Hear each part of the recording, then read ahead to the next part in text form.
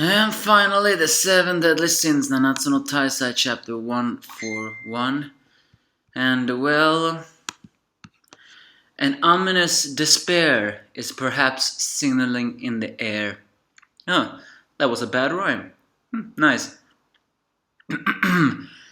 Anyway, Shivago, on his last legs, begins to talk with Ban about many different things. Ban tells how he met Elaine and why he wanted to bring her back.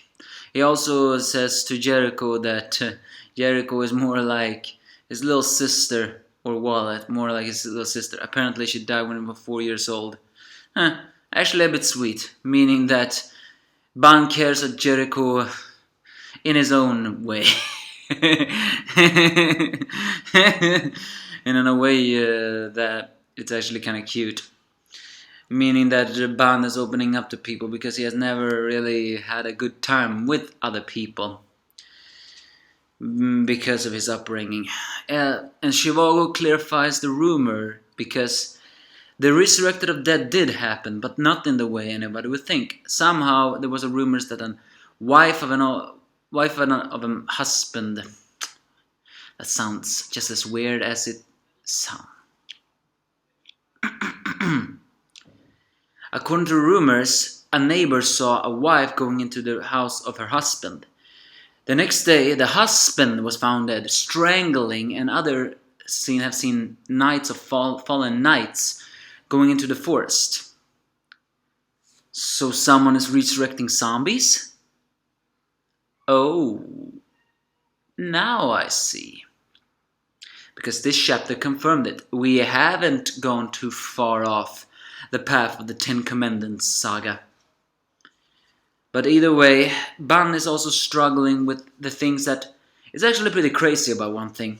Meliodas is a demon, what we know at least, and he is the most forgiving demon ever.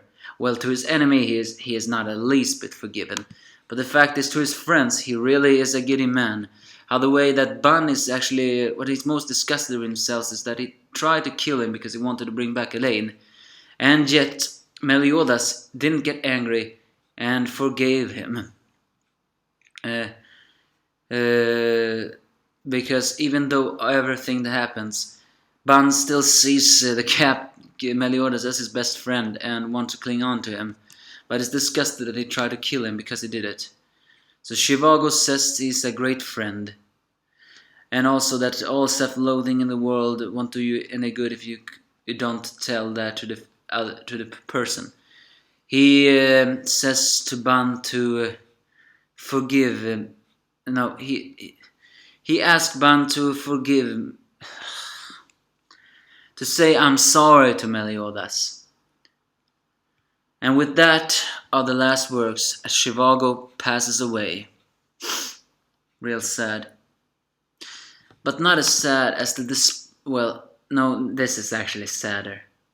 But another sadness is hanging in the air. Turns out the 10 Commandments are responsible for resurrecting the dead. Mera Skyla does not only have the power to summon red and grey demons, she can even resurrect the dead. In a way, this is actually ominous power. Well, not in a way. But when I say in a way, she resurrects them. She resurrects souls from the land of the dead that have lingering feelings of regret and even hatred. And that's not good. That's why she's resurrecting zombies.